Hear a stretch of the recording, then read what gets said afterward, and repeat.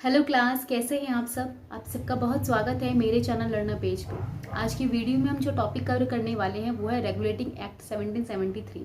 Regulating act जो है 1773 में ब्रिटिश ईस्ट इंडिया कंपनी के लिए जो है ब्रिटिश गवर्नमेंट के द्वारा लाया गया था। ठीक है, सबसे पहले तो हमें जो है इसको समझने से पहले इसकी हिस्टोरिकल बैकग्राउंड को समझ लेते हैं।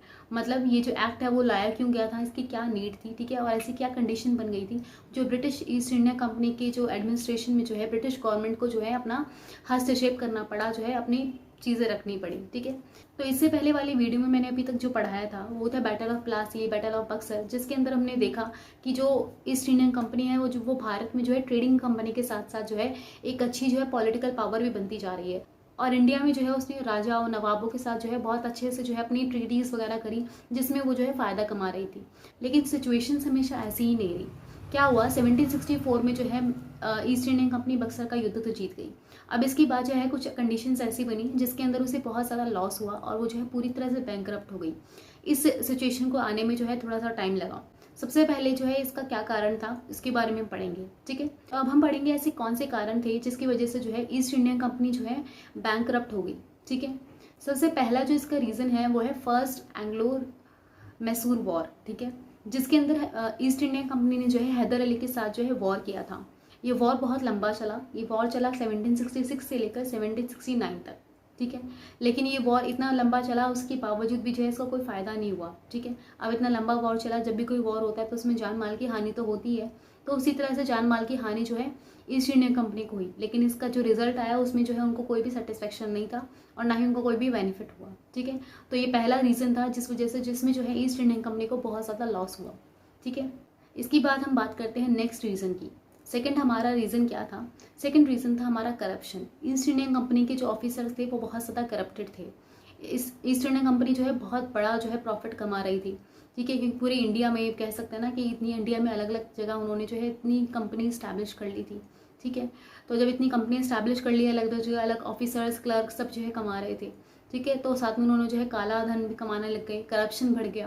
और करप्शन इतना ज़्यादा बढ़ गया कि जो पूरी ईस्ट इंडियन कंपनी जो पूरी कंपनी है वो प्रॉपरली लॉस में जाने लगे और सारे ऑफिसर जो है बहुत अच्छा खासा माला माल हो गए। ठीक है, तो करप्शन इसका दूसरा रीज़न था।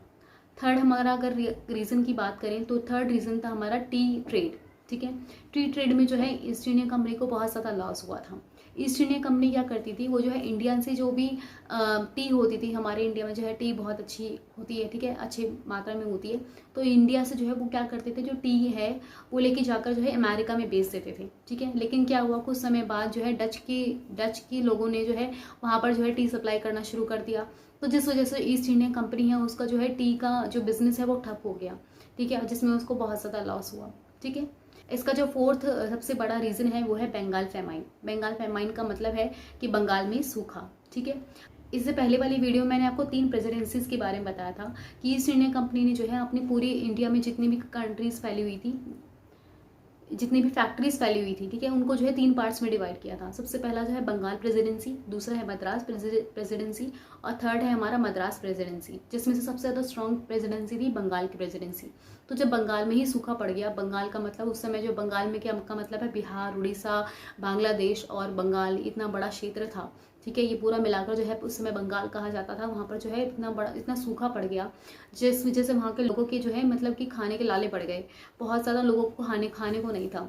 इसकी कंडीशन में भी जो है ईस्ट इंडिया कंपनी ने जो है बहुत ज़्यादा लोगों का शोषण किया। उसने सोचा कि कहीं ना कहीं हमारा इनकम निकल आए बस, और हमारा जो है टैक्स निकल आए बस। तो फिर इस वजह से उन्होंने जो है अपने टैक्सेस बहुत ज़्यादा बढ़ा दिए, जिस वजह से जो है लोगों को जो है मतलब कि लोग जो है भूख के मारे जो है 1/3 लोग जो है मर गए।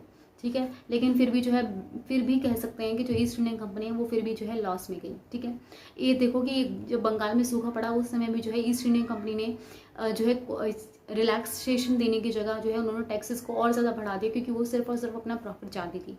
उसे नहीं मतलब था कि बंगाल में कितने लोग भूखे मर रहे हैं, फिर बंगाल के लोगों की क्या हालत हो रही है। ठीक है, खैर इस चीज़ से भी क्या हुआ, इन 4 जो रीजंस थे इनकी वजह से जो है ईस्ट इंडियन कंपनी जो है पूरी तरह से बैंकरप्टेड हो गई।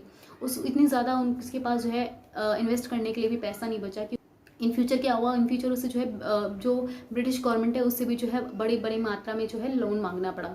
जब उसने जो है लोन मांगा तो फिर ब्रिटिश गवर्नमेंट ने ये बात समझ में आई कि जो ये कंपनी है वो बहुत ज़्यादा लॉस में जा रही है, तो इसको जो है दोबारा से अपने पैरों पे खड़े करने की बहुत ज़्यादा ज़रूरत है। ऐसा इसलिए क्योंकि एक टाइम पर जो है इसी कंपनी ने बहुत ज़्यादा अच्छा खासा प्रॉफिट कमाया था, ठीक है। तो इस वजह से जो है क्या हुआ, इन सभी रीज़न की वजह से जब ईस्ट इंडियन कंपनी की जो हालत है वो बहुत ज़्यादा ख़राब हो गई, इस वजह से जो है जो रेगुलेटिंग एक्ट जो है ब्रिटिश गवर्नमेंट के द्वारा लाया गया था। तो अभी तक हमने जो भी पढ़ा उससे ये पता चलता है कि रेगुलेटिंग एक्ट जो है क्यों लाया गया था, ठीक है। इसके क्या क्या मेन रीजंस थे उसके बारे में हमने अभी तक पढ़ा, ठीक है। अब हम पढ़ेंगे कि रेगुलेटिंग एक्ट क्या था। इसके तहत जो है ब्रिटिश गवर्नमेंट ने जो है ईस्ट इंडियन कंपनी के एडमिनिस्ट्रेशन को चेंज करने के लिए, उसके जो है सारे जो है वर्क को कंट्रोल करने के लिए, उसको प्रॉपरली रेगुलेट करने के लिए, सुपरवाइज करने के लिए क्या क्या जो है कदम उठाए, क्या क्या उसने जो है अब स्टेप्स लिए, ठीक है, उसके बारे में पढ़ने वाले हैं। इसके क्या क्या मेन फीचर्स हैं उसको हम जानेंगे।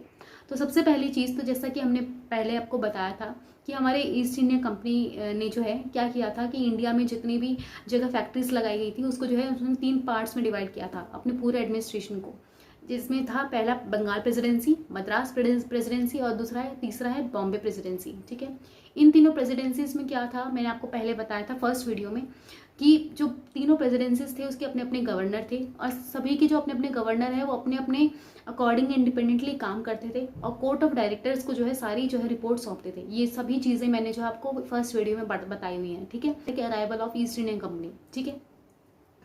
तो क्या हुआ था कि ये जो हमारा पहले से स्ट्रक्चर बना हुआ था, तो अब क्या हुआ, अब जो है इस ब्रिटिश गवर्नमेंट ने जो है इस एक्ट के तहत क्या किया, मद्रास की जो प्रेसिडेंसी है और बॉम्बे की जो प्रेसिडेंसी है उन दोनों प्रेसिडेंसी को जो है बंगाल की प्रेसिडेंसी के अधीन कर दिया।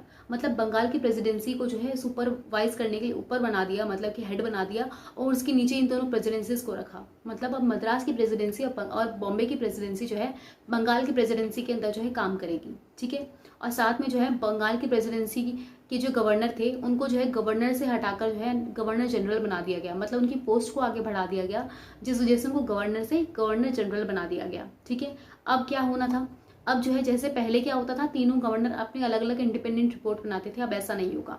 अब जो है बंगाल के और बंगाल के जो गवर्नर हैं उनको जो है मद्रास के गवर्नर और साथ में जो है बॉम्बे के गवर्नर जो है उनके अधीन होकर काम करेंगे, उनके अकॉर्डिंग काम करेंगे। उनकी जो कोई भी काम करने से पहले कोई भी इंपॉर्टेंट डिसीजन या फिर कोई भी इंपॉर्टेंट लॉ बनाने से पहले बंगाल के जो प्रेसिडेंसी है वहाँ के जो गवर्नर हैं, गवर्नर जनरल, उनसे जो है परमिशन लेंगे, ठीक है। सबसे पहला चेंज तो ये किया, ठीक है। दूसरा चेंज क्या किया, अब हम बात करते हैं दूसरे चेंज की।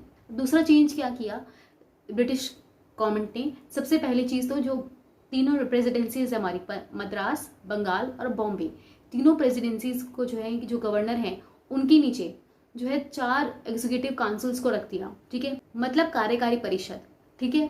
मतलब हर गवर्नर के नीचे अब जो है 4 लोग काम करेंगे जिनको कार्यकारी परिषद कहा जाएगा, जैसे हम कहते हैं इंग्लिश में एग्जीक्यूटिव काउंसिल, ठीक है। और ये कार्यकारी परिषद जो है पार्लियामेंट के द्वारा चुनकर आएंगे, ठीक है। अब इस सेकंड स्टेप का जो है एडमिनिस्ट्रेशन पे क्या प्रभाव पड़ा, देखो जब कोई पहले क्या होता था, पहले हर जो प्रेसिडेंसी होती थी उसका जो गवर्नर होता था वो अपने अकॉर्डिंग जो है अकेला ही जो है डिसीजन लेता था और उसको जो है काम करवाता था। लेकिन अब ऐसा नहीं हो सकता।